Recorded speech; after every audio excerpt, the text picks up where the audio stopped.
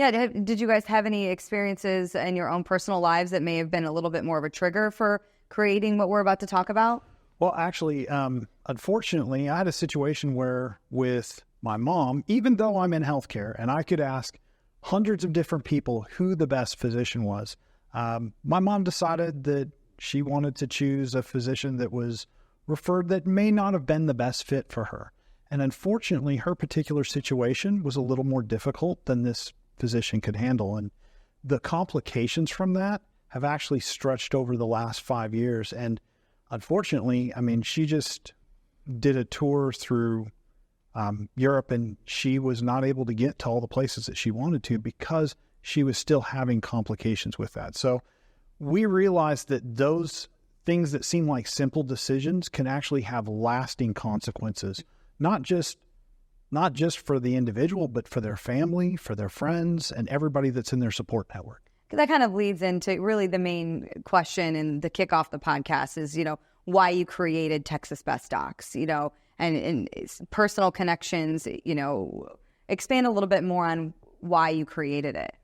Well, in the industry, with whatever specialty we're working with, a lot of times we're getting calls from people saying, hey, I've got a family member, which doctor should I go see? And so we know where all of this public data is, and then we know who we can call to get some of this information. But we wanted to find a way to take the public data that's out there and make it more consumable and accessible to the average person. Because right now, it's in a lot of different places, and it's really hard to find.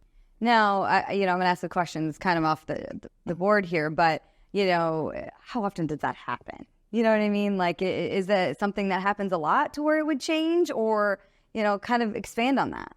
So 97% statistically of the physicians are good actors, are fantastic. They're out there working their hearts out, trying to take care of the good people in the area and their friends, their family, their patients. But unfortunately, about 3% are bad actors. And these are the ones that you hear about on the news. These are the ones that we get the podcasts about. And you've got to keep up with the physicians that you're referring to. And so this is a service that we also built to help the physicians that we work with so that they can be able to find the good resources and make sure that they're staying good. Because, unfortunately, everybody's good until they're not. And that includes doctors, unfortunately. Yeah. So that's what we're trying to do, is build something that's it's proactive. It goes out there and tells you, hey, you might want to look at a different source. And it gives you that information at your fingertips, because it may be no big deal, but it might be.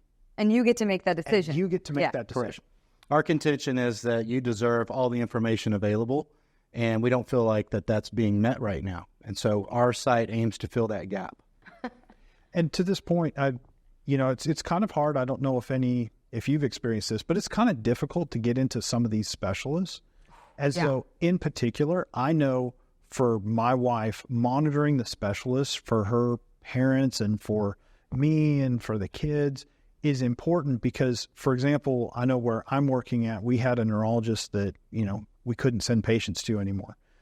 There's a lag there.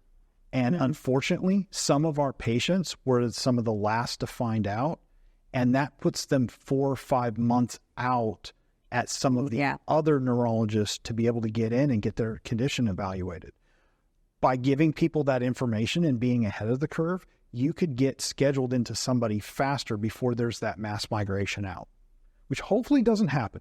We hope that all physicians are good actors and everything goes well, but reality tells us that that's not always the case. And so this gives you a way, again, instead of being reactive, to being proactive in your healthcare. Because really, in the future, that's where the safe place is. Take control or, or be in trouble. Unfortunately, for here in the DFW area, the original Dr. Death podcast or TV show or whatever medium you found it from actually happened here in the DFW area. And, as somebody who at the time was working with a neurosurgery practice, it was scary. Here's somebody going out there that's having these problems and, it took years to take care of. And unfortunately, the physicians that I worked with, they a lot of their surgeries were actually fixing other doctors' mistakes. And so we were very cognizant of, okay, who do you go to and who don't you go to? But how's the average person going to find that out? Yeah, and he was still practicing while all those years and years and years of before it actually resolved, right? Absolutely. So during all that, he was still out there operating.